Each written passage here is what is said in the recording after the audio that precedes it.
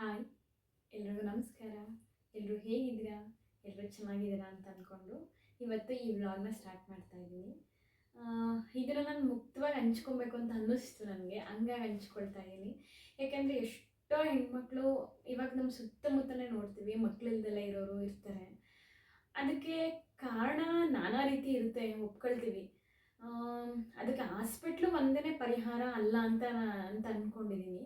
ಅಂದರೆ ಆ ಒಳಗಡೆಯಿಂದ ಇರೋ ಪ್ರಾಬ್ಲಮ್ಗಳಿಗೆ ಹಾಸ್ಪಿಟ್ಲು ಪರಿಹಾರ ಇರುತ್ತೆ, ಇಲ್ಲ ಅಂತ ನಾನು ಹೇಳ್ತಿಲ್ಲ. ಬಟ್ ಹಾಸ್ಪಿಟ್ಲಿಗೆ ತಕ್ಕನಾದಂತೆ ನಾವು ಸಹ ಕೆಲವೊಂದು ಮಾರ್ಗಗಳನ್ನ ಅನುಸರಿಸ್ಕೊಂಡು ಹೋಗೋದು ಉತ್ತಮ. ಅಂದರೆ ಹಾಸ್ಪಿಟಲ್ಗೆ ಹೋಗ್ತೀವಿ ಅಂತಂದರೆ ಅದಕ್ಕೆ ಮನಿ, ನಮ್ಮದು ಮೈಂಡ್ ಸೆಟ್ಟು ಅದು ಕಂಟಿನ್ಯೂಸ್ ಹೋಗೋವಂಥ ಒಂದು ಮನಸ್ಥಿತಿ ಇಟ್ಕೊಂಡಿದ್ದಾಗ ಮಾತ್ರ ನಾವು ಅಲ್ಲಿಗೆ ಹೋಗಬಹುದು. ಅದಕ್ಕೆ ಹೋಗೋದು ತಪ್ಪಲ್ಲ. ಅದಕ್ಕೆ ಹೋಗ್ಬೇಕಾದ್ರೆ ಅದಕ್ಕೆ ತಕ್ಕನಂತೆ ನಮ್ಮ ಬಾಡಿನ ನಾವು ರೆಡಿ ಮಾಡಿಕೊಂಡು ಹೋಗಬೇಕು.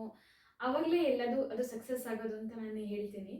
ಯಾಕೆಂತಂದರೆ ಇದು ನಮಗಾಗಿರೋಂಥ ಎಕ್ಸ್ಪೀರಿಯೆನ್ಸು. ನಮಗೂ ಮದುವೆ ಆಗಿ 3.5 ವರ್ಷ ಮಕ್ಕಳಿರಲಿಲ್ಲ. ಆವಾಗ ನಾವು 2 ವರ್ಷ ಸುಮ್ಮನೆ ಇದ್ವಿ. 2 ವರ್ಷ ಆದಮೇಲೆ ನಾವು ಹಾಸ್ಪಿಟಲಿಗೆ ತೋರಿಸಿದ್ವಿ. ತೋರಿಸ್ದಾಗ ಹೇಳಿದ್ರು ಡಾಕ್ಟ್ರು, ಎಲ್ಲ ಬ್ಲಡ್ ಟೆಸ್ಟ್ ಮಾಡಿಸಿದ್ರು, ಎಲ್ಲ ನಾರ್ಮಲ್ಲೇ ಬಂತು ನಮಗೆ. ನಾರ್ಮಲ್ ಬಂದಾಗ ಅವರು ಹೇಳಿದ್ರು, ಕೆಲವೊಬ್ಬರಿಗೆ ಲೇಟಾಗಿ ಆಗುತ್ತೆ, ಕೆಲವೊಬ್ಬರಿಗೆ ಆಗುತ್ತೆ. ಇದರಲ್ಲಿ ಬ್ಲಡ್ ಟೆಸ್ಟಲ್ಲಿ ಏನು ನಾರ್ಮಲ್ ಇರೋದ್ರಿಂದ ನಿಮಗೆ ಬೇರೆ ಥರ ಯಾವುದು ಟ್ರೀಟ್ಮೆಂಟ್ ಬೇಡ. 3 ಮಂತ್ಸು ಮಾಮೂಲಿ ಓವಲ್ ಇಂಡಕ್ಷನ್ ನೋಡಿದ್ರು, ಆಗಲಿಲ್ಲ. ಆವಾಗ ಆಗದಿದ್ದಾಗ ಅವರು ನಿಮಗೆ ಪ್ರಾಬ್ಲಮ್ ಇಲ್ದಲೇ ಇರೋದ್ರಿಂದ ಇನ್ನೂ 1.5 years ವೆಯ್ಟ್ ಮಾಡಿ ಅಂತ ಹೇಳಿದ್ರು. ಇದು ಸುಮಾರು 5 ವರ್ಷದ ಕತೆ. ಯಾಕೆಂದರೆ ನನ್ನ ಮಗಳಿಗೆ ಆಲ್ರೆಡಿ ಇವಾಗ 5 years ಆಗಿದೆ. ಹಾಗಾಗಿ ನಾನು 5 ವರ್ಷದ ಹಿಂದಿನ ಕತೆ, 5 ವರ್ಷ ಏನು ಹೆಚ್ಚು ಕಡಿಮೆ 6 ವರ್ಷ 7 ವರ್ಷದ ಹಿಂದಿನ ಕತೆ ನಾನು ನಿಮ್ಮ ಹತ್ರ ಹೇಳ್ತಾ ಇರೋದು. ಆವಾಗ ಅವ್ರು ಹೇಳಿದ್ರು, ನಾವು ತೋರಿಸ್ತಿರೋ ಡಾಕ್ಟ್ರು 3.5 yearsವರೆಗೂ ವೆಯ್ಟ್ ಮಾಡಿ ಮದುವೆ ಆಗಿ 3.5 years ಆದಮೇಲೆ ನಾನು IUI ಮಾಡೋದು. ನಿಮ್ಗೆ ಅಲ್ಲಿವರೆಗೂ ಏನು ಪ್ರಾಬ್ಲಮ್ ಇದ್ದರೆ ನಾವು ಸ್ಟಾರ್ಟಿಂಗಲ್ಲೇ ಅವ್ರು ಬಂದು ಒಂದು 3 ಮಂತ್ಸು ಇದ್ದು ಆದಮೇಲೆ ಟ್ರೀಟ್ಮೆಂಟ್ ಶುರು ಮಾಡ್ತೀವಿ. ಬಟ್ ನಿಮ್ಗೆ ಏನು ಪ್ರಾಬ್ಲಮ್ ಇಲ್ಲ. ಸೊ ಪ್ರಾಬ್ಲಮ್ ಇಲ್ಲದೇ ಇರೋದ್ರಿಂದ ನಿಮಗೆ 3.5 years ಅಲ್ಲಿವರೆಗೂ ನೀವು ನೋಡಿ, ಅದು ನೋಡ್ಬಿಟ್ಟು ನಿಮಗೆ ಅವಾಗ್ಲೂ ಆಗಲಿಲ್ಲ ಅಂತಂದರೆ ಬನ್ನಿ ನೀವು, ಆವಾಗ ನೋಡೋಣ ಬೇರೆ ಏನಾದರೂ ಟ್ರೀಟ್ಮೆಂಟ್ ಶುರು ಮಾಡೋಣ ಅಂತ ಅಂದರು. ಆವಾಗ ನಾವು ಅಲ್ಲಿಂದ ಬಂದ್ವಿ. ಜೊತೆಗೆ ದೇವರು, ಮಕ್ಳು ಯಾಕಾಗಲ್ಲ ಅಂತಂದರೆ ಆಗ್ತಾ ಇಲ್ಲ ಅನ್ನೋ ಟೆನ್ಷನ್ಗೆ ನಮಗೆ ಮಕ್ಕಳಾಗಲ್ಲ ಅಂತ ಅನಿಸುತ್ತೆ. ಒಳಗಿರೋ ಅಂಥ ಬಾಡಿಲಿರೋ ಅಂಥ ಟೆನ್ಷನ್ ಒಂದಾದರೆ ನಮಗೆ ನಮ್ಮದು ಸ್ಟ್ರೆಸ್ಸು ಆಗ್ತಿಲ್ಲ ಅನ್ನೋ ಸ್ಟ್ರೆಸ್ಗೆ ಆಗಲ್ಲ ಅಂತ ಅನಿಸುತ್ತೆ. ಆವಾಗ ನಾವೂ ಎಲ್ಲರಂತೆ ಬಂದ್ವಿ. ನಾವು ಏನೇ ಇದ್ರೂ, ಏನೇ ಮಾಡಿದ್ರು ಎಲ್ಲದೂ ಕಡಿಮೆ ಅಂತ ಅನ್ನಿಸ್ತು. ಅಷ್ಟೊತ್ತಿಗೆ ಜನಗಳು ಮಾತಾಡ್ತಿರ್ತಾರೆ. ನಾವು ಮೈಂಡ್ಸೆಟ್ಟು ನಾವು ಸ್ಟ್ರಾಂಗ್ ಆಗಿ ಇದ್ವಿ. ಎಕ್ಸ್ಪೆಷಲಿ ನಾನಂತೂ ಸ್ಟ್ರಾಂಗ್ ಆಗಿದ್ದೆ. ಜನಗಳಿಗೆ ಯಾವುದಕ್ಕೂ ತಲೆ ಕೆಡಿಸ್ಕೊಳ್ಳಬಾರ್ದು. ಯಾಕೆಂತಂದರೆ ಇವಾಗ ಟೆಕ್ನಾಲಜಿ ಅಷ್ಟೊಂದು ಮುಂದುವರೆದಿದೆ. ನಮಗೆ ಇನ್ನೂ ವಯಸ್ಸಿದೆ, ಬಟ್ ನಾವು ಪ್ರಯತ್ನ ಬಿಡಬಾರ್ದು. ಇಷ್ಟು ದಿನ ಬಿಟ್ಟಿದೆ ತಪ್ಪಾಗಿದೆ ಅಂತ ಹೇಳ್ಬಿಟ್ಟು ಡಾಕ್ಟ್ರದ್ದು ಇದು ತೊಗೊಂಡ ಮೇಲೆ ನಾನು ಒಪಿನಿಯನ್ ತೊಗೊಂಡ್ಮೇಲೆ ಬಂದು ನಾವು ಪ್ರಯತ್ನ ನಾವು ಮಾಡಿದ್ವಿ. ಈ ಕಡೆ ಒಂದು ಕಡೆ ದೇವ್ರೂ ಮಾಡಿದ್ವಿ, ಒಂದು ಕಡೆ ಮತ್ತೆ ಸುಮ್ಮನೆ ಇದ್ವಿ 6 ತಿಂಗಳು. ಆವಾಗ ನಾವು ಯೋಚನೆ ಮಾಡಿನೇ ವೀಕ್ ಆಗ್ತೀವಿ ಅಂತ ಅನ್ನೋಕ್ಕೆ ಶುರುವಾಯಿತು. ಆವಾಗ ಮತ್ತೆ ಒಂದು ಕಡೆ ನಾನು ಆಯುರ್ವೇದಿಕ್ ಡಾಕ್ಟ್ರನ್ನ ಕನ್ಸಲ್ಟ್ ಮಾಡಿದೆ. ಆವಾಗ ಅವ್ರು ಹೇಳಿದ್ರು, ಅವ್ರೂ ರಿಪೋರ್ಟ್ಸ್ ನೋಡಿದ್ರು, ಎಲ್ಲ ಹೇಳಿದ್ರು, ಮೇಡಮ್ ನಿಮ್ಮ ಇಬ್ಬರಲ್ಲೂ ಸಹ ಯಾವುದೇ ರೀತಿ ಪ್ರಾಬ್ಲಮ್ ಇಲ್ಲ. ಸೊ ನಿಮಗೆ ಯಾವುದು ವರ್ಕ್ ಆಗುತ್ತೆ ಅಂತಂತಂದರೆ ಸ್ವಲ್ಪ ನೀವು ನಮಗೆ ಆವಾಗ ಸ್ವಲ್ಪ ನನ್ನ ಆರೋಗ್ಯ ಪರಿಸ್ಥಿತಿ ಹೆಂಗಿತ್ತು ಅಂತಂದರೆ ಎಲ್ಲದೂ ನಾನು ಚೆನ್ನಾಗೇ ಇದ್ದೆ. ಬಟ್ ಸ್ವಲ್ಪ ನನಗೆ ಸಮಸ್ಯೆ ಇತ್ತು. ನನಗೆ ಹೆಲ್ತ್ ಇಶ್ಯೂಸ್ ಅಂತಂದರೆ ಸ್ವಲ್ಪ ಗ್ಯಾಸ್ಟ್ರಿಕ್ ಒಂದು ಪ್ರಾಬ್ಲಮ್ ಇತ್ತು, ಇನ್ನೇನು ಇರಲಿಲ್ಲ ಆ ಟೈಮ್ಗೆ. ಯಾಕೆಂತಂದರೆ ಇವೆಲ್ಲ ಯೋಚನೆ ಕೂತಾಗ ಟೈಮಿಗೆ ಕರೆಕ್ಟಾಗಿ ತಿಂಡಿ ತಿಂತಾ ಇರಲಿಲ್ಲ. ಯೋಚನೆಗಳು ಯಾವಾಗ ಬೇಕು ಅವಾಗ ತಿನ್ನೋದು, ಎಷ್ಟು ತಿನ್ನಬೇಕು ಅನ್ನೋದು ಮನಸ್ಸಿಗೆ ಇದೇ ಯೋಚನೆ ಇದ್ದಾಗ ಅದು ಆಟೋಮೆಟಿಕಲಿ ಬಂದುಬಿಡುತ್ತೆ. ಅದಕ್ಕೆಂದರೆ ಎಲ್ಲ ಮಕ್ಳು ಇಲ್ದವ್ರಿಗೆ ಸಹ ಕಷ್ಟ ಇಲ್ದವ್ರ ಕಷ್ಟ ಗೊತ್ತಾಗೋದು ಅಂತ ಅನಿಸುತ್ತೆ ಆ ಟೈಮಲ್ಲಿ. ಯಾಕೆಂದರೆ ಅದು ಅವ್ರಿಗೆ ಅಲ್ವಾ, ಅವ್ರು ಅನುಭವಿಸಿರ್ತಾರಲ್ವ, ಹಂಗಾಗಿ ಅವ್ರಿಗೆ ಗೊತ್ತಾಗುತ್ತೆ. ನಂತರ ಇಷ್ಟೆಲ್ಲ ಆಯಿತು. ಆದಮೇಲೆ ನಾವು ಫಸ್ಟು ನಿಮ್ಮದು ಲೈಫ್ ಸ್ಟೈಲ್ ಚೇಂಜ್ ಮಾಡ್ಕೊಳ್ಳಿ ಮೇಡಮ್ ಅಂತ ಹೇಳಿದ್ರು. ಆವಾಗ ಚೇಂಜ್ ಮಾಡ್ಕೊಂಡಾಗ ನಾವು ಯಥಾಸ್ಥಿತಿ ನಾವು ಬದಲಾಗಬೇಕಲ್ವ. ಯಾಕೆಂದರೆ ಹಾಸ್ಪಿಟ್ಲಿಗೆ ದುಡ್ಡು ಸುರಿಯೋದು ಅಂತ ಅಂದರೆ ಈಗ ನಾವು ನಮ್ಮ ಬಾಡಿ ಅವರು ಒಳಗಡೆ ಮೆಡಿಸಿನ್ ಕೊಡ್ಬೋದು, ಬಟ್ ತಗೊಳೋದಕ್ಕೆ ನಮ್ಮ ಬಾಡಿ ರೆಡಿ ಇರಬೇಕಲ್ಲ ಮೆಡಿಸಿನ್ನ. ಹಾಗಾಗಿ ನಾವು ಮೈಂಡ್ ಸೆಟ್ ತೊಗೊಂಡು ನಾನು ರೆಗ್ಯುಲರ್ ಆಗಿ ಬಂದು ಆವಾಗ ನಾನು ಮಾಮೂಲಿ ಶುರು ಮಾಡ್ಕೊಂಡೆ. ಅಂದರೆ ಬೆಳಗ್ಗೆ ಬೇಗ ಎದ್ದೇಳೋಕೆ ಶುರು ಮಾಡಿಕೊಂಡೆ, ಎದ್ದು ವಾಕ್ ಎಕ್ಸಸೈಸು ಶುರು ಮಾಡ್ಕೊಂಡೆ. ಆಮೇಲೆ ಟೈಮಿಂಗ್ಸ್, ಊಟದ ಟೈಮಿಂಗ್ಸ್ನ ನಾನು ಚೇಂಜ್ ಮಾಡಿಕೊಂಡೆ. ಚೇಂಜ್ ಮಾಡ್ಕೊಂಡ್ಮೇಲೆ ನನಗೆ ನನ್ನ ಬಾಡಿ ಸ್ವಲ್ಪ ವೆಯ್ಟ್ ಆಗಿತ್ತು. ಆಟೋಮೆಟಿಕಲಿ ನಂದು ಒಂದು 3 ಮಂತ್ಸಲ್ಲಿ ನಂದು ನಾರ್ಮಲ್ ವೆಯ್ಟ್ಗೆ ನಾನು ಬರೋಕ್ಕೆ ಶುರು ಮಾಡಿದೆ. ನಾನು ಅಷ್ಟು ಹಾರ್ಡ್ ವರ್ಕ್ ಹಾಕಿದೆ, ಏಕೆಂದರೆ ನನ್ನ ಮೈಂಡಲ್ಲಿ ಇದ್ದಿದ್ದು ಏನು, ನಮಗೆ ಮಗು ಬೇಕು, ಬಟ್ ಏನು ಪ್ರಾಬ್ಲಮ್ ಇಲ್ಲ, ಮಗು ಆಗ್ತಿಲ್ಲ ಅಂತಂದರೆ ನನ್ನಲ್ಲೇ ಏನೋ ಇರಬಹುದಲ್ವಾ ಅನ್ನೋ ಮೈಂಡ್ ಸೆಟ್ಟಿಗೆ ನಾನು ಬಂದು ಡಾಕ್ಟ್ರದ್ದು ಬಿಟ್ಟೆ. ಮನೇಲಿ ಪೂಜೆಗಳು ಮಾತ್ರ ಶುರು ಮಾಡ್ಕೊಂಡೆ. ಯಾರು ಏನು ಹೇಳ್ತಾರೆ ಎಲ್ಲ ಪೂಜೆ ಶುರು ಮಾಡ್ಕೊಂಡ್ವಿ. ಯಾವ ದೇವಸ್ಥಾನಕ್ಕೆ ಹೇಳ್ತಾರೆ ಎಲ್ಲ ದೇವಸ್ಥಾನಕ್ಕೆ ಹೋದ್ವಿ, ಪಾದಯಾತ್ರೆ ಹೋದೆ, ಎಲ್ಲ ಮಾಡಿದೆ. ಎಲ್ಲ ಜೊತೆಗೆ ನನ್ನ ಬಾಡಿನ ನಾನು ದಂಡಿಸೋಕೆ ಶುರುವಾದೆ. ಬೆಳಗ್ಗೆ ಒಂದು ಹೆಂಗೆ ಅಂತಂದರೆ ಒಂದು 5:30 ಎಲ್ಲ ಎದ್ದಾಳ್ತಿದ್ದೆ. ಟೈಮಿಂಗ್ಸ್, ಊಟದ ಟೈಮಿಂಗ್ಸ್ ಫುಲ್ ಚೇಂಜ್ ಮಾಡ್ಕೊಂಡೆ. ಕೆಲವೊಂದು ಪಥ್ಯಗಳು ಅಂದರೆ ಯಾವುದನ್ನು ನಾನು ಫ್ರೈಡ್ ಫುಡ್ ಎಲ್ಲ ಮುಟ್ಲಿಲ್ಲ. ಈ ರೀತಿ ಒಂದು 4 ತಿಂಗಳು ಫಾಲೋ ಮಾಡಿದೆ. ಫಾಲೋ ಮಾಡಿದ ಪ್ರತಿಫಲನ ಏನೋ ಅಂದರೆ ರೆಗ್ಯುಲರ್ ಆಗಿ ಹೆಲ್ದಿ ಡಯಟ್ ಶುರು ಮಾಡ್ಕೊಂಡ್ವಿ. ಹೆಲ್ದಿ ಡಯಟ್ ಅಂದರೆ ಬೇರೆ ಏನೂ ಅಲ್ಲ, ಟೈಮಿಗೆ ಕರೆಕ್ಟಾಗಿ ತಿಂತಿದ್ವಿ. ನಮ್ಮ ಹಳ್ಳಿ ಊಟನೇ ನಾನು ಫಾಲೋ ಮಾಡೋಕ್ಕೆ ಶುರು ಮಾಡಿದೆ. ನಮ್ಗೆ ಹೇಳಿದ್ರು ಡಾಕ್ಟ್ರು, ನೀವು ಯಾವುದೇ ರೀತಿ ನಿಮ್ಮ ಬಾಡಿ ನೀವು ಇಷ್ಟು ವರ್ಷಕ್ಕೆ ಹೊಂದ್ಕೊಂಡಿರುತ್ತೆ, 20 ವರ್ಷಕ್ಕೆ ನಿಮ್ಮ ಬಾಡಿ ಏನು ತಿಂದಿರುತ್ತೆ ಅದನ್ನೇ ನೀವು ತಿನ್ನಬೇಕು ಅಂತ ನನಗೆ ಹೇಳಿದ್ರು ಡಾಕ್ಟ್ರು. ಬೇರೆಯದು ಹೊಂದ್ಕೊಳ್ಳಲ್ಲ ಅಂತಲ್ಲ, ಬಟ್ ಟೈಮ್ ಹಿಡಿಯುತ್ತೆ. ನಿಮ್ಮದು ನಿಮ್ಮ ಹೊಂದ್ಕೊಂಡಿರೋಂಥ ಫುಡ್ನ ನೀವು ಫಾಲೋ ಮಾಡಿ ಅಂತ ಹೇಳಿದ್ರು. ಆ ಫಾಲೋ ಮಾಡೋಕ್ಕೆ ಶುರು ಮಾಡಿದೆ. ಅದು ಶುರು ಮಾಡಿದ್ಮೇಲೆ ನಮಗೆ ಆಟೋಮೆಟಿಕಲಿ ಅಂದರೆ ಇಬ್ಬರು ನಮ್ಮ ಮನೆಯವ್ರಿಗೂ ಎಕ್ಸಸೈಸು, ನಾನು ಎಕ್ಸಸೈಸು, ಊಟ ಟೈಮಿಂಗ್ಸು. ಬಟ್ ನಮ್ಮ ಮನೆಯವ್ರದ್ದು ಟೈಮಿಂಗ್ಸ್ ಇಲ್ಲದ ಡ್ಯೂಟಿ. ಆ ಟೈಮಲ್ಲಿ ಸ್ವಲ್ಪ ಕರೋನಾ ಇರೋದ್ರಿಂದ ಆ ಟೈಮಲ್ಲಿ 1 ಮಂತ್ ಅವ್ರಿಗೆ ರೆಸ್ಟ್ ಇತ್ತು. 1 ಮಂತ್ 2 ಮಂತ್ಸ್ ಮನೆ ಹತ್ರ ಇದ್ದರು.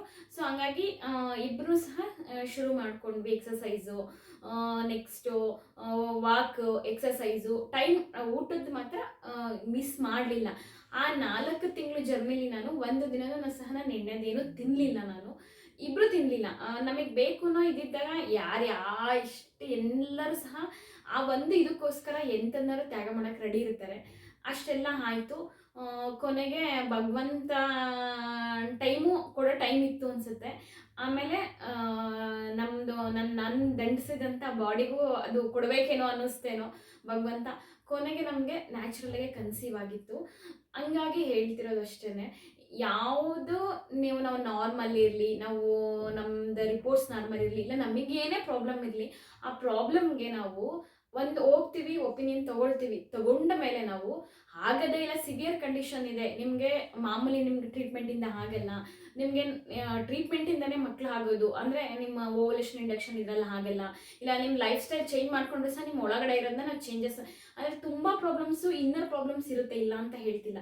ಹಂಗಿದ್ದಾಗ ನೀವು ಟ್ರೀಟ್ಮೆಂಟ್ ಹೋಗಿ, ಬಟ್ ಆ ಟ್ರೀಟ್ಮೆಂಟಿಗೆ ತಕ್ಕಂತೆ ನಿಮ್ಮ ಲೈಫ್ ಸ್ಟೈಲ್ನು, ನಿಮ್ಮ ಆರೋಗ್ಯನ ನಾವು ಚೇಂಜ್ ಮಾಡ್ಕೊಳ್ಳೇಬೇಕು. ಆ ಚಿಕ್ಕ ಬದಲಾವಣೆಗಳು, ಆರೋಗ್ಯದ ಬದಲಾವಣೆಗಳು ತುಂಬ ಅಂದರೆ ತುಂಬ ನಮಗೆ ಹೆಲ್ಪ್ ಆಗುತ್ತೆ. ಯಾಕೆಂದರೆ ನಮ್ಗೆ ಆಗಿರೋ ಅಂತ ಎಕ್ಸ್ಪೀರಿಯೆನ್ಸ್ ನಾನು ನಿಮ್ಮ ಹತ್ರ ಮುಕ್ತವಾಗಿ ಮಾತಾಡ್ತಿರೋದು. ನಾನೇನು ಬೇರೆ ಸುಳ್ಳು ಹೇಳ್ತಿಲ್ಲ. ನಮಗೂ 3 ಮಂತ್ಸ್ ಮಾಮೂಲಿ ಟ್ರೀಟ್ಮೆಂಟ್ ಕೊಟ್ಟರು, ಓವಲೇಷನ್ ಇಂಡಕ್ಷನ್ ನೋಡಿದ್ರು.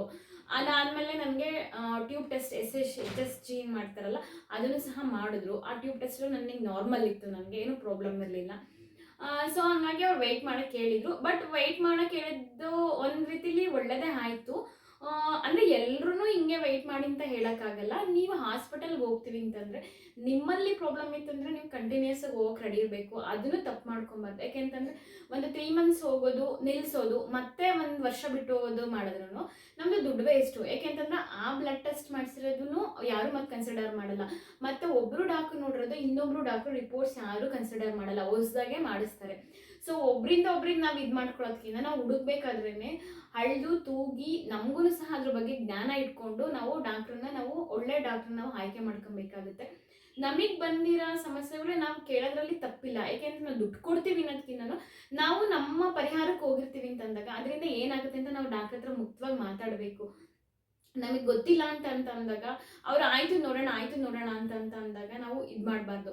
ಇನ್ನರ್ ಪ್ರಾಬ್ಲಮ್ಸ್ ಇದೆಯಾ ಅದನ್ನು ಹುಡುಕ್ಸ್ಕೊಳ್ಬೇಕು. ಈಗ ನಾವು ನಮಗೆ ಬೇಕೇ ಬೇಕು ಅಂತ ಹೊರಟಿದ್ದೀವಿ ಅಂತ ಅಂದಾಗ, ನಾವು ದುಡ್ಡು ಖರ್ಚು ಮಾಡೋಕ್ಕೂ ರೆಡಿ ಇದ್ದೀವಿ ಅಂತ ಅಂದಾಗ ಯಾವ ಸಮಸ್ಯೆ ಇದೆ ಅಂತ ನಾವು ಹುಡುಕ್ಸ್ಕೊಳ್ಳೋದಕ್ಕೆ ನಾವು ರೆಡಿ ಆಗಬೇಕು. ಏಕೆಂದರೆ ಕೆಲವೊಬ್ಬರಿಗೆ ಟೈಮ್ ವೇಸ್ಟ್ ಮಾಡೋಕ್ಕೆ ಟೈಮು ಸಹ ಇರಲ್ಲ.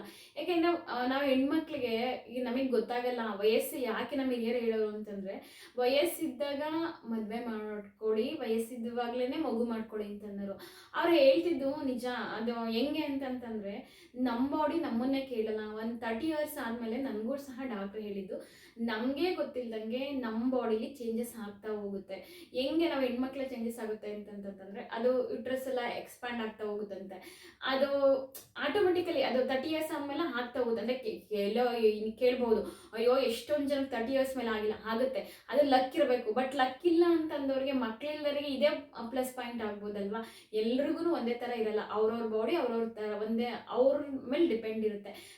ಅದಕ್ಕೆ ನಾವು ಹೇಳೋದು, ಫಸ್ಟು ನಾವು ಯಾವುದಕ್ಕೂ ತಲೆ ಕೆಡಿಸ್ಕೊಂಡಂಗೆ ನಮ್ಮ ಬಾಡಿ ಬಗ್ಗೆ ನಾವು ಯೋಚನೆ ಮಾಡಬೇಕು. ಅದೇ ಹೇಳುತ್ತೆ ನಮಗೆ ಸೂಕ್ಷ್ಮವಾಗಿ ನಾವು ಅರ್ಥ ಮಾಡ್ಕೊಂಡ್ರೆ ನಮ್ಮ ಬಾಡಿ ನಮಗೆ ಏನು ಬೇಕು ಅನ್ನೋದು ಖಂಡಿತ ಹೇಳುತ್ತೆ. ಅದಕ್ಕೆ ಮೇಯ್ನ್ ಬೇಕಾಗಿರೋದು ನಮ್ಮದು ಲೈಫ್ ಸ್ಟೈಲ್ ಚೇಂಜ್ ಮಾಡ್ಕೊಬೇಕು. ಮಕ್ಕಳಿಲ್ಲ ಅಂತ ನಾವು ಕೊರಗೋದ್ಕಿಂತನೂ ನಮಗೆ ಬೇಕಾಗಿರೋಂಥದ್ದನ್ನ ಬಾಡಿನ ನಾವು ರೆಡಿ ಮಾಡಿಕೊಂಡು ನಾವು ಒಂದು ಒಳ್ಳೆ ಡಾಕ್ಟ್ರನ್ನ ನಾವು ನೋಡ್ಕೊಬೇಕು. ಪದೇ ಪದೇ ಡಾಕ್ಟ್ರನ್ನ ಸಹ ಚೇಂಜ್ ಮಾಡಬೇಡಿ. ಇಲ್ವಾ ಅವ್ರು ಹೇಳ್ತಾರೆ ನಮಗೆ ಸರಿ ಇಲ್ಲ ಅಂತಂದರೆ ಸೆಕೆಂಡ್ ಒಪಿನಿಯನ್, ಥರ್ಡ್ ಒಪಿನಿಯನ್ ತಗೊಳ್ಳೋದ್ರಲ್ಲೇನು ತಪ್ಪಿಲ್ಲ. ಎಲ್ಲರೂ ಅದೇ ರೀಸನ್ ಹೇಳ್ತಾರೆ ಅಂತಂದಾಗ ಒಬ್ಬರು ಡಾಕ್ಟರ್ ಹತ್ರ ಹೋಗಿ, ಇಲ್ವಾ ನಮಗೆ ಆಗಲಿಲ್ಲ ಅಂತಂದಾಗ ನೀವು ಚೇಂಜ್ ಮಾಡಿಕೊಂಡು ನೀವು ಬೇರೆಯವ್ರನ್ನ ನೋಡ್ಕೊಬೋದು. ಫಸ್ಟು ನಾವು ಹೋಗೋದಕ್ಕಿಂತ ಮೊದಲು ಏನು ಮಾಡ್ಕೊಬೇಕು ಅಂತಂದರೆ, ನಮ್ಮ ಬಾಡಿನ ನಾವು ರೆಡಿ ಮಾಡ್ಕೊಬೇಕು. First healthy life style change ಮಾಡ್ಕೊಬೇಕು. ಏನೂ ಇರಲ್ಲ ಇವಾಗಿನ ಊಟದಲ್ಲಿ. ಹೌದು ನಿಜ, ಎಲ್ಲರಿಗೂ ಗೊತ್ತು, ನಾವು ಗೊತ್ತಿಲ್ಲ, ನಮಗೂ ಆಸೆ ಇರುತ್ತೆ. ಅದು ಅವ್ರ ತಪ್ಪಲ್ಲ. ಒಂದು ಏಜ್ವರೆಗೂ ಅವ್ರ ಬಾಡಿನೇ ಕೇಳುತ್ತಂತೆ. ಆಟೋಮೆಟಿಕಲಿ ಒಂದು ಏಜ್ ಆದಮೇಲೆ ಎಲ್ಲದನ್ನು ಸಹ ಅವ್ರ ಬಾಡಿ ಇಂಟ್ರೆಸ್ಟ್ ತೋರಿಸಲ್ಲ ಅಂತ ನಾನು ಓದಿದ ನೆನಪಲ್ಲಿದೆ ನನಗೆ. ಒಂದು ಇದರಲ್ಲಿ ಎಲ್ಲರಿಗೂ ಕ್ರೇವಿಂಗ್ಸ್ ಆಗುತ್ತೆ. ಸಂಜೆ ಆದಮೇಲೆ ತಿನ್ನಬೇಕು ಅನಿಸುತ್ತೆ, ಅದು ತಿನ್ನಬೇಕು, ಇದನ್ನು ತಿನ್ನಬೇಕು, ಅಪರೂಪಕ್ಕೊಂದು. ಬಟ್ ನಮ್ಮ ಇದೇನೆ ನಮಗೆ ಸರಿ ಇಲ್ಲ ಅಂತಂದಾಗ ನಾವು ಯಾವುದನ್ನು ತಿನ್ನೋದಕ್ಕೂ ಆಗಲ್ಲ. ಅದಕ್ಕೋಸ್ಕರ ನಾವು ಕೆಲವೊಂದು ವಿಷಯದಲ್ಲಿ ನಾವು ಬಾಯಿ ಕಟ್ಟಿ ನಾವು ನಮ್ಮ ಬಾಡಿನ ರೆಡಿ ಮಾಡಿಕೊಂಡು ತುಂಬ ಒಳ್ಳೆಯದು. ನಾವು ಕೂತಿದ್ದಾಗಲೇ ನಮಗೆ ಹಾರ್ಮೋನ್ ಇಂಬ್ಯಾಲೆನ್ಸು ಎಲ್ಲದೂ ಆಗೋದು. ಅದಕ್ಕೆ ಲೈಫ್ ಸ್ಟೈಲ್ ಚೇಂಜಸ್ ಅಂತಂದರೆ ನಾವು ವಾಕ್, ಎಕ್ಸಸೈಸು, ಯೋಗ ತುಂಬ ಇಂಪಾರ್ಟೆಂಟ್ ಆಗುತ್ತೆ. ಕೆಲವೊಂದು ನಾವು ಮೈ ಬಗ್ಸ್ ಮಾಡೋಂಥ ಎಕ್ಸಸೈಸ್ ಮಾಡೋದ್ರಲ್ಲಿ ಏನೂ ತಪ್ಪಿಲ್ಲ, ಆಗುತ್ತೆ, ಹೆಲ್ಪ್ ಆಗುತ್ತೆ, ಇಲ್ಲ ಅಂತ ನಾನು ಹೇಳ್ತಿಲ್ಲ.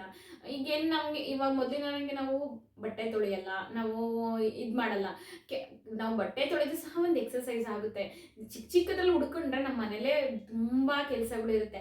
ಆ ಮನೆ ಕೆಲಸಗಳನ್ನ ನಾವು ನೀಟಾಗಿ ನಾವು ಮಾಡಿದ್ರೆ, ನೆಲದಲ್ಲಿ ಕೈಯಲ್ಲಿ ನೆಲ ಒರೆಸೋದು, ಬಟ್ಟೆ ತೊಳೆಯೋದು, ಇವೂ ಸಹ ನಮಗೆ ಎಕ್ಸಸೈಸೇನೆ.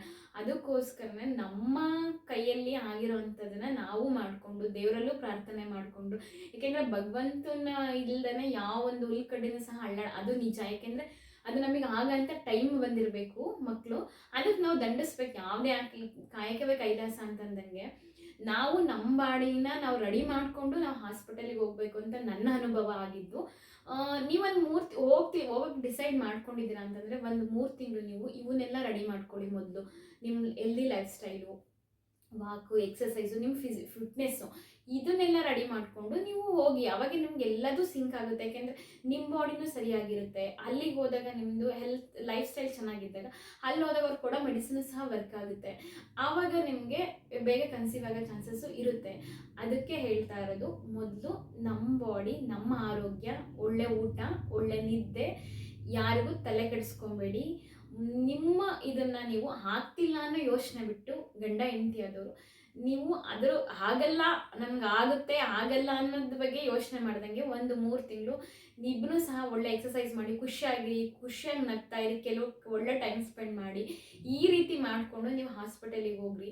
ಅದರಲ್ಲಿ ಮೈನಿ ಲೇಡೀಸ್ದೇ ಪ್ರಾಬ್ಲಮ್ ಹಾಸ್ಪಿಟ್ಲಿಗೆ, ಜೆಂಟ್ಸ್ ಏನೇ ಪ್ರಾಬ್ಲಮ್ ಇದ್ರೂ ಅದಕ್ಕೆ ಸೊಲ್ಯೂಷನ್ಸ್ ಇರುತ್ತೆ. ಬೇರೆ ಬೇರೆ ಪ್ರೋಸೆಸ್ಸಲ್ಲಿ ಅವರು ಮಾಡ್ತಾರೆ. ಬಟ್ ಲೇಡೀಸ್ದು ತುಂಬ ಇಂಪಾರ್ಟೆಂಟ್ ಆಗುತ್ತೆ. ಅದು ಇವಾಗ ನೋಡಿದ್ರೆ ಫುಲ್ ಹೆಲ್ತ್ ಇಶ್ಯೂಸ್. ಏಕೆಂತಂದರೆ ಥೈರಾಯ್ಡು, ಹಾರ್ಮೋನ್ ಇಂಬ್ಯಾಲೆನ್ಸು, ಇವೆಲ್ಲ ಯಾವುದರಿಂದ ಬರ್ತಿದೆ ಅಂತಂದರೆ ಫುಡ್ಡು, ನಮ್ಮದು ಲೈಫ್ ಸ್ಟೈಲೇ ಅನ್ನೋದಕ್ಕೆ ಕಾರಣ. ಅದಕ್ಕೆ ಎಲ್ಲದನ್ನು ರಿವರ್ಸ್ ಮಾಡ್ಬೋದು ಅಂತ ಹೇಳ್ತಾರೆ, ಇಲ್ಲ ಅಂತ ನಾನು ಡಾಕ್ಟ್ರ್ ಹೇಳ್ತೀರ. ಬಟ್ ರಿವರ್ಸ್ ಮಾಡೋದು ನಮ್ಮ ಮನಸ್ಸಲ್ಲಿರಬೇಕು. ನಮ್ಗೆ ಏನೇ ಇದ್ರೂ ನಾವು ಅದನ್ನು ಮೆಟ್ಟು ನಿಲ್ತೀವಿ ಅಂತ ಎಂತೆಂಥ ಕಾಯಿಲೆಗಳನ್ನೇ ಗೆದ್ದು ಬಂದಿರ್ತಾರೆ. ಅದಕ್ಕೋಸ್ಕರ ಇದನ್ನೇ ದೊಡ್ಡ ಕಾಯಿಲೆ ಮಾಡ್ಕೊಬಾರ್ದು ಮಕ್ಕಳಿಲ್ಲ ಅಂತ ಹೇಳ್ಬಿಟ್ಟು ದಯವಿಟ್ಟು ಮೊದಲು ನಿಮ್ಮ ಲೈಫ್ ಸ್ಟೈಲ್ನ ಚೇಂಜ್ ಮಾಡಿಕೊಂಡು ಒಳ್ಳೆ ಫುಡ್ ಹ್ಯಾಬಿಟ್ನ ತೊಗೊಂಡು ನೀವು ಹಾಸ್ಪಿಟಲಿಗೆ ಹೋಗ್ರಿ. ನಿಮ್ಮ ಫುಡ್ ಹ್ಯಾಬಿಟ್ ಅಂತಂದರೆ ಎಲ್ರಿಗೂ ಯಾರೇನು ಇವಾಗಿನವರೇನೋ ನಾವೇನೋ ಇದಿರಲ್ಲ, ನಮ್ಮ ಹಳೆ ನಮ್ಮ ಅಮ್ಮರು ಮಾಡ್ತಿದ್ರಲ್ಲ ಅದೇ ಊಟ ನಾವು ತಗೊಳ್ಳೋಣ, ಏನು ಬೇರೆ ಏನೂ ಬೇಕಾಗಿದೆಯಾ ನಿಮ್ಗೆ, ಏನು ಕಡಿಮೆ ಆಗಿದೆ ನೀವು ಯೂಸ್ ಮಾಡ್ಕೊಳ್ಳಿ. ನೀವು ಮೊಳಕೆ ಕಾಳುಗಳು, ಒಳ್ಳೆ ಊಟ, ನೀವು ರೈಸ್ ಕಮ್ಮಿ ಮಾಡಿ ಅಂತ ಹೇಳ್ತಾರೆ ಡಾಕ್ಟ್ರುಗಳು. ಊಟದ ಜೊತೆ ಒಳ್ಳೆ ಪ್ರೋಟೀನ್ಸ್ ಬೇಕು ಅಂತ ಹೇಳ್ತಾರೆ. ನಮಗೆ ಒಳ್ಳೆ ವ್ಯಾಯಾಮ, ಎಕ್ಸಸೈಸು, ಬಿಸ್ಲಿಗೆ ಮೈ ಒಡ್ಡೋದು, ಇವೆಲ್ಲ ಸಣ್ಣ ಸಣ್ಣ ಬದಲಾವಣೆಗಳು ಎಲ್ಲದೂ ಸಿಗುತ್ತೆ ಇವಾಗೆಲ್ಲ. ಯಾವ್ದು ಎಕ್ಸಸೈಸ್ ಮಾಡ್ಬೇಕಂತಂದ್ರೂ ನಮಗೆ ಸ್ಟಾರ್ಟ್ ಮಾಡ್ಕೊಬೇಕು ಅಂತಂದ್ರೂ ಯೂಟ್ಯೂಬಲ್ಲಿ ಸಿಗುತ್ತೆ, ಎಲ್ಲ ಕಡೆ ಸಿಗುತ್ತೆ. ನೀವು ಹುಡುಕೊಳ್ಳಿ, ಮೊದಲು ಲೈಫ್ ಸ್ಟೈಲ್ ಚೇಂಜ್ ಮಾಡ್ಕೊಳ್ಳಿ, ಆಮೇಲೆ ನೀವು ಹಾಸ್ಪಿಟಲಿಗೆ ಹೋಗಿ. ಇದರಿಂದ ನನಗಂತೂ ಅನುಕೂಲ ಆಗಿದೆ. ಇಲ್ಲ ನಿಮ್ಮ ಸಿವಿಯರ್ ಕಂಡೀಷನ್ ಇತ್ತು ಆಗಿಲ್ಲ ಅಂತಂದರೆ ಖಂಡಿತ ನೀವು ಡಾಕ್ಟ್ರು ಭೇಟಿ ಆಗೋದೇ ಒಳ್ಳೆಯದು. ಆ ಡಾಕ್ಟ್ರು ಭೇಟಿ ಆಗಿ ನೀವು ಟ್ರೀಟ್ಮೆಂಟ್ ತೊಗೊಳ್ಳೋದೇ ಒಳ್ಳೆಯದು. ಯಾಕೆಂದರೆ ಒಂದು ಏಜಲ್ಲಿ ನಿಮಗೆ ಗೊತ್ತಾಗ್ಬಿಡುತ್ತೆ, ನಿಮಗೆ ಒಂದು 6 ತಿಂಗಳು ವರ್ಷದಲ್ಲೇ ಹಿಂಗೆ ಪ್ರಾಬ್ಲಮ್ ಇದೆ ಅಂತಂದರೆ ಅದಕ್ಕೆ ಒಳ್ಳೆಯದು. ಬಟ್ ಏನೂ ಇಲ್ಲ, ನಾವು ಹೆಲ್ದಿ ಆಗಿದ್ದೀವಿ, ನಮ್ಮ ರಿಪೋರ್ಟ್ಸ್ ಎಲ್ಲ ನಾರ್ಮಲ್ ಇದೆ ಅಂತಂದಾಗ ಈ ರೀತಿ ನಮ್ಮ ಬಾಡಿನ ನಾವು ರೆಡಿ ಮಾಡಿಕೊಂಡು ಹೋಗೋದು ತುಂಬ ಒಳ್ಳೆಯದು. ಯಾಕೆ ಅಂತಂದರೆ ನಾನು ಹೇಳ್ತಿದ್ದೀನಲ್ವ, ನಮಗೆ ರಿಪೋರ್ಟ್ಸಿಂದಲೇ ನಾವು ನಾರ್ಮಲ್ ಆಗಿದ್ದೀವಿ ಅಂತ ಗೊತ್ತಾಗಲ್ಲ. ಕೆಲವರಿಗೆ ಒಳಗಡೆ ಇಂಟರ್ನಲಿ ಅವರಿಗೆ ಪ್ರಾಬ್ಲಮ್ಸ್ ಇರುತ್ತೆ. ಯಾವ್ಯಾವ ಪ್ರಾಬ್ಲಮ್ಸ್ ಇರುತ್ತೆ ಅಂತ ನಮಗೆ ಅದೇನು ಪಾಲಿಸಿಸ್ಟಿಕ್ ಓವರಿಗಳು ಅಂತ ಹೇಳ್ತಾರೆ. ಆಮೇಲೆ ಕೆಲವರಿಗೆ ಸಿಸ್ಟ್ ಇರುತ್ತೆ, ಕೆಲವರಿಗೆ ಪಾಲಿಪ್ಸ್ ಇರುತ್ತೆ, ಕೆಲವರಿಗೆ ಫೈಬ್ರಾಯ್ಡ್ಸ್ ಇರುತ್ತೆ. ಇದೆಲ್ಲ ಎಲ್ಲದೂ ನಮಗೆ ಅವ್ರಿಗೆ ಗೊತ್ತಾಗಲ್ಲ. ಅಂಥ ಕಂಡೀಷನ್ಸ್ ಇದ್ದಾಗ ಕೆಲವರಿಗೆ ಟ್ಯೂಬೇ ಬ್ಲ್ಯಾಕ್ ಆಗಿರುತ್ತೆ. ಇಂಥವನ್ನೆಲ್ಲ ಇದ್ದಾಗ ಅವರು ಡಾಕ್ಟ್ರ್ ಕನ್ಸಲ್ಟ್ ಮಾಡೋದೇ ಒಳ್ಳೆಯದು. ಆದಷ್ಟು ಮಕ್ಕಳಿಲ್ಲ ಅಂತ ನೀವು ಕೊರಗೋದಕ್ಕಿಂತ ಈ ಥರ ಲೈಫ್ ಸ್ಟೈಲ್ ಚೇಂಜ್ ಮಾಡಿಕೊಂಡು ಡಾಕ್ಟ್ರನ್ನ ಕನ್ಸಲ್ಟ್ ಮಾಡೋದು ಒಳ್ಳೆಯದು. ದೇವರ ಆಶೀರ್ವಾದನ ತೊಗೊಳ್ಳೋದು ಒಳ್ಳೆಯದು ಅಂತ ನಾನು ಹೇಳ್ತಾ ಇದ್ದೀನಿ. ಇದಾಗಿತ್ತು ಇವತ್ತಿನ ವಿಡಿಯೋ. ಇದ್ರ ಮೇಲೆ ನಿಮ್ಗೆ ಏನಾದರೂ ಅನಿಸಿದ್ರೆ ನೀವು ಕಮೆಂಟ್ ಮಾಡಿ. ಇಲ್ಲ ಇದ್ರ ಮುಂದುವರೆದಿದ್ದು ನನ್ನ ಭಾಗ ಯಾವ ರೀತಿ ನಾವು ಕನ್ಸೀವ್ ಆದಮೇಲೆ ನಾವು ಹೆಂಗೆ ನಮ್ಮ ಇದನ್ನು ನಾವು ಕಾಪಾಡ್ಕೊಂಡ್ವಿ ಅನ್ನೋದು ನಮಗೆ ಬೇಕಿದ್ರೆ ಕಮೆಂಟ್ ಮಾಡಿ, ಖಂಡಿತ ನಾನು ತಿಳಿಸ್ಕೊಡ್ತೀನಿ. Thank you for watching. ಧನ್ಯವಾದಗಳು.